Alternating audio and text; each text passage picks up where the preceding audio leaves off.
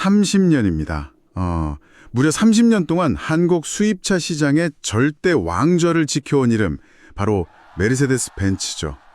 성공의 상징, 부의 증명서와도 같았던 그 삼각별 엠블럼이 정말 불과 몇 년 사이에 무너져 내리고 있습니다. 네, 맞습니다. 저희가 직접 데이터를 좀 확인해 보니까요. 2026년 기준으로 경쟁자인 BMW와의 판매량 격차가 이게 무려 8,660대까지 벌어졌더라고요. 8,000대가 넘게.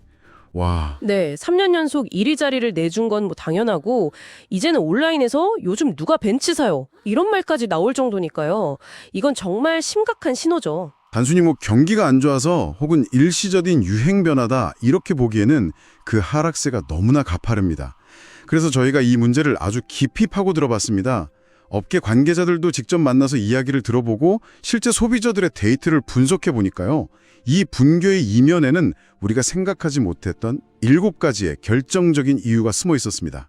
오늘 저희는 이 7가지 이유를 하나씩 파헤쳐 보면서 한때 모두가 열망했던 삼각별의 영광이 어떻게 사라졌는지, 그리고 이를 통해 이 급변하는 시장과 소비자의 마음을 어떻게 읽어야 하는지 당신과 함께 좀 심도 있게 이야기 나눠보려고 합니다. 좋습니다. 그럼 그 첫 번째 이유부터 시작해 보죠.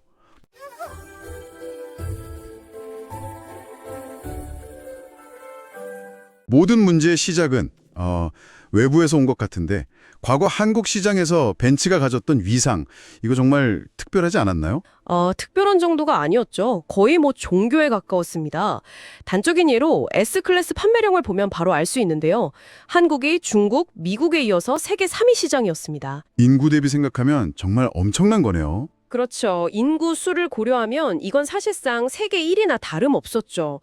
그러니까 벤츠는 그냥 잘 팔리는 차가 아니라 한국 사회에서 성공을 증명하는 하나의 신분증이었던 겁니다. 그런데 그 신분증이 어느 순간부터 너무 흔해져 버렸다는 거군요. 괜히 강남 소나타라는 말이 나온 게 아니었네요. 맞습니다. 이걸 좀 체감할 수 있는 구체적인 예시가 있을까요? 32살 김 과장의 고민을 들어보면 바로 이해가 되실 겁니다.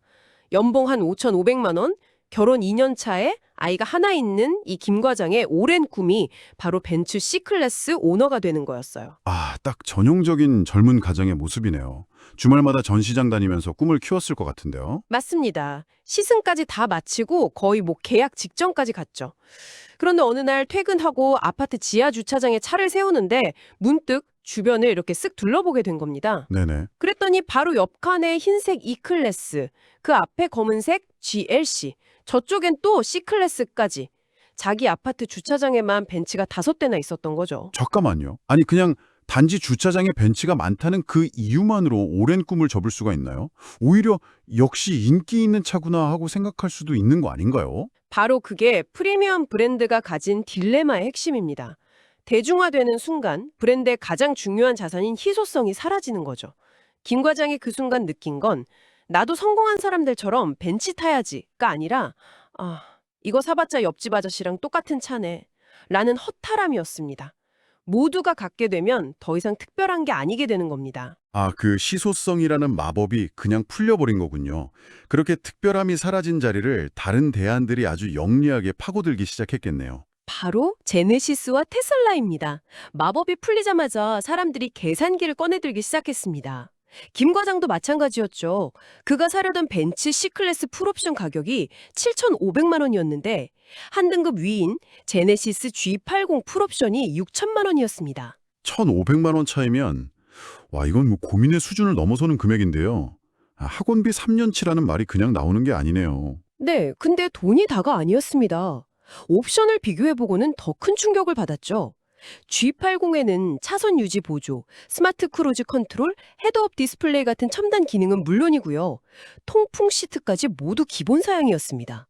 하지만 벤츠는요, 1억에 가까운 차에서도 열선 시트가 300만 원짜리 추가 옵션인 경우가 있습니다. 김 과장이 겨울에 손으로 시트 비비면서 타라는 건가 라며 헛웃음을 쳤다고 하더라고요. 여기서 소비 패턴의 근본적인 변화가 드러나는군요. 예전에는 그냥 엠블럼 하나만 보고 지갑을 열었다면 이제는 옵션표를 딱 펼쳐놓고 하나하나 비교하기 시작했다는 거잖아요. 정확합니다. 경제학 용어로 소비재의 성격이 과시재에서 비교재로 전환되었다 이렇게 볼 수 있습니다. 과시재는 가격이 비쌀수록 남들이 가질 수 없을수록 가치가 올라가죠.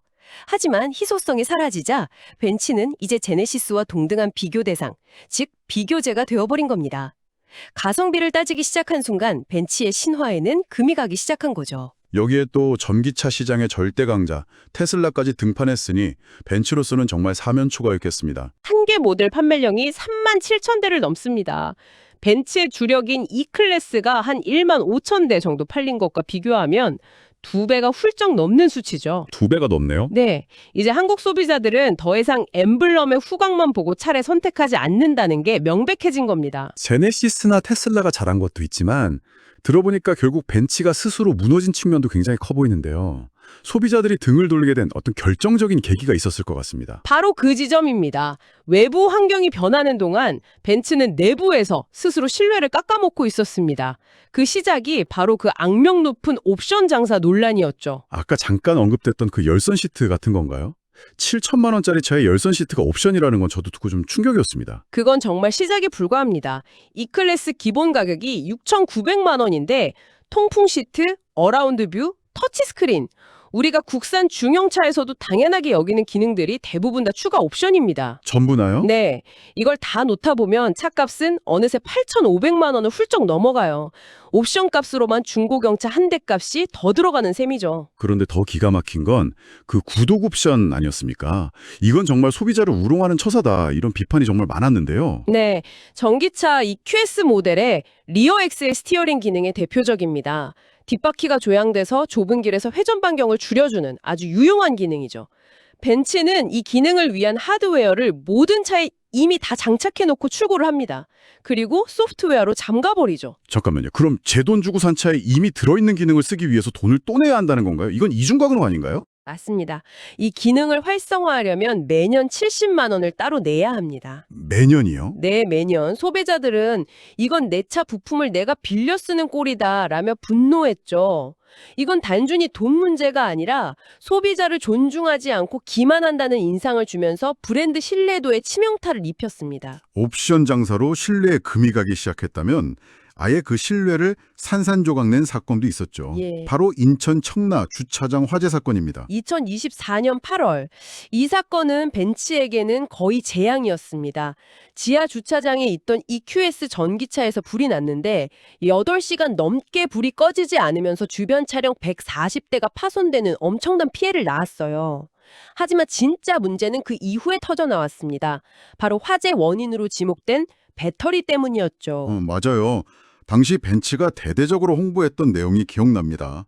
세계 1위 배터리 회사인 중국 CATL의 최신 배터리가 들어간다. 이랬었잖아요. 네, 모든 언론 인터뷰에서 그렇게 공언했습니다. 그런데 저희가 화재 차량을 추적 취재해 보니까 실제 탑재된 배터리는 세계 10위권 밖에 중국 업체 파라시스의 제품이었습니다. 파라시스요? 네, 소비자들은 완벽하게 속았다고 느낀 거죠. 자동차의 가장 핵심 가치인 안전에 대해 거짓말을 한 거니까요. 이건 정말 변명의 여지가 없는 배신이네요. 그 결과는 어땠습니까? 처참했습니다. 이 사건 이후 벤츠 전기차 판매량은 87%나 급감했고요. 온라인에서는 벤츠를 짱차라고 부르면서 조롱하기 시작했습니다. 수십 년간 쌓아온 안전의 벤츠라는 이미지가 정말 한순간에 무너져 내린 겁니다. 상황이 이 정도인데 그동안 경쟁사들은 당연히 가만히 있지 않았을 텐데요. 특히 BMW의 행보는 벤츠와 아주 대조적이었다고 들었습니다. 네, 정반대의 길을 걸었죠. 벤츠가 한국 소비자의 신뢰를 잃는 동안 BMW는 한국 시장에 아주 깊숙이 뿌리를 내리는 전략을 택했습니다. 2014년에 아시아 최초로 인천에 BMW 드라이빙 센터를 열었고요. 2023년에는 7,007억 원을 들여서 R&D 센터를 확장했습니다. 단순한 판매를 넘어서서 한국 시장 자체에 투자를 한 거군요. 그렇습니다. 한국 도로 상황에 맞는 내비게이션, 한국어 음성 인식 기술을 바로 그 R&D 센터에서 개발하고 있습니다. 아시아 최대 규모의 부품 물류 센터까지 지어서 고질적인 수입차 AS 문제까지 해결했죠. 최근 3년간 한국에 투자한 돈만 1조 원이 넘습니다. 와, 소비자들이 이런 차이를 느끼지 못할 리가 없겠네요. 저희가 20년 동안 벤츠만 타시던 한 중견기업 대표님을 인터뷰했는데 이분이 최근에 BMW로 차를 바꾸셨더라고요. 그 이유를 여쭤봤더니 딱 한마디 했습니다. 한국을 돈 버는 시장으로만 보는 회사와 함께 성장할 파트너로 보는 회사의 차이를 느꼈다고요. 정말 의미심장한 말이네요. 그럼 벤츠가 한국에서 번 돈은 다 어디로 가는 겁니까? 한국 시장에 대한 재투자가 그토록 인색했던 이유가 있을 텐데요. 그 수입 구조를 들여다보면 고개를 갸우뚱하게 됩니다. 벤츠 코리아 지분의 49%는 말레이시아 화교 자본인 레이싱온 그룹이 가지고 있습니다. 심지어 국내 최대 딜러사인 한성자동차는 이 그룹이 100% 소유한 회사죠. 독일 본사 지분 약 20%도 중국 자본이 가지고 있고요. 구조가 좀 복잡한데 쉽게 말해서 우리가 벤츠를 살수록 그 이익 상당 부분이 한국에 재투자되는 게 아니라 말레이시아나 중국으로 빠져나간다는 거군요. 바로 그겁니다. 매년 조 단위 매출을 올리면서도 정작 한국 사회에 기여하는 부분은 미미했던 거죠. 소비자들은 이런 진심의 차이를 결국엔 다 알아챕니다. 그리고 이런 상황에 결정타를 날린 정책이 하나 있었습니다. 아, 그 연두색 번호판 말씀이시군요. 네, 2024년부터 시행된 8천만 원 이상 법인차 연두색 번호판 정책이죠. 이 정책이 유독 벤츠에 치명적이었던 이유는 벤츠가 법인차 판매에 대한 의존도가 비정상적으로 높았기 때문입니다. 특히 S클래스는 판매량의 70%가 법인차였습니다. 70%면 와, 사실상 법인 고객들이 먹여 살렸다고 봐도 과언이 아니네요. 그렇죠. 그런데 연두색 번호판이 그 은밀한 과실을 공개적인 낙인으로 바꿔버렸습니다. 저 차는 회사 돈으로 산 절세형 차라고 길 위에서 그냥 광고하고 다니는 꼴이 된 거죠. 과시의 효용 가치가 사라지자 S클래스 법인 판매는 정책 실행 후 60% 가까이 급감했습니다. 살 이유가 없어진 겁니다. 정리해보면 외부에서는 강력한 경쟁자가 등장했고 내부에서는 신뢰를 잃었고 정책적인 결정타까지 맞은 그야말로 총체적 난국이네요. 여기에 미래를 좌우할 마지막 이유가 하나 더 남았죠. 네, 바로 미래의 핵심 소비층인 MZ세대의 묘면입니다. 이들에게 벤츠는 더 이상 선망의 대상이 아니라 구닥다리 아재들의 과시용차라는 인식이 강합니다. 소유보다 경험을 중시하는 그 세대의 특징이 나타나는 걸까요? 그렇습니다. 저희가 20대 후반의 한 스타트업 대표와 인터뷰를 했는데요. 그분 말이 아주 인상적이었습니다.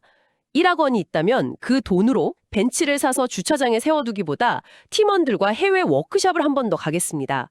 벤츠 엠블럼이 주는 사회적 인정보다 자신이 속한 커뮤니티에서의 경험과 성취가 훨씬 더 중요해진 시대인 거죠. 자, 이렇게 7가지 이유를 모두 들어봤습니다. 정말 첩첩산중인데 그렇다면 벤츠는 다시 일어설 수 있을까요? 최근 벤츠 코리아 대표의 발언이 또 논란이 되기도 했는데요. 내 판매량 하락에 연연하지 않고 더욱 럭셔리한 프리미엄 이미지를 고수하겠다는 발언이었죠. 많은 소비자들이 이 말을 듣고 분노했습니다. 지금 소비자들이 원하는 건 더 비싸고 화려한 차가 아니라 자신들을 존중해달라는 것이기 때문입니다. 럭셔리의 본질은 기술이나 디자인이 아니라 고객에 대한 존중에서 나오는 거거든요. 결국 벤츠가 회복하기 위해서는 근본적인 태도 변화가 필요하다 이 말씀이시군요. 그렇습니다. 보여주기식 사과가 아니라요. 문제가 됐던 옵션 정책을 전면 개선하고 BMW처럼 한국 시장에 대한 진정성 있는 투자를 보여주고 부품 정보도 투명하게 공개해야 합니다. 무엇보다 청라 화재 사건처럼 안전과 신뢰를 저버린 과오에 대해 진심으로 사과하고 변호하려는 의지를 행동으로 증명해야죠. 하지만 안타깝게도 아직 그런 움직임은 보이지 않습니다. 화려했던 삼각별 엠블럼도 결국 신뢰라는 빛을 잃으면 그저 차가운 쇠붙이에 불과하다는 것. 어쩌면 벤츠의 몰락이 우리 모두에게 던지는 교훈이 아닐까 싶습니다. 그렇죠. 지금으로부터 1년 후인 2027년 자동차 시장은 어떻게 변해 있을까요? BMW와 제네시스는 미래를 준비하고 있는데 벤츠는 과연 어떤 선택을 할까요? 그리고 당신은 1년 후 어떤 차를 타고 있을까요? 최종 선택은 여러분의 몫입니다. 오늘 행복한 경제학은 여기까지입니다. 오늘 저희의 분석이 유익하셨다면 저희 채널 행복한 경제학에 정말 큰 힘이 되는 구독과 좋아요 꼭 좀 부탁드립니다. 네, 그리고 공유 기능을 통해서 이 이야기를 널리 퍼뜨려 주시면 더 많은 분들이 이 중요한 논의에 함께할 수 있습니다. 꼭 좀 부탁드립니다. 저희는 더욱 깊이 있고 통찰력 있는 경제 이야기로 다시 찾아뵙겠습니다. 감사합니다.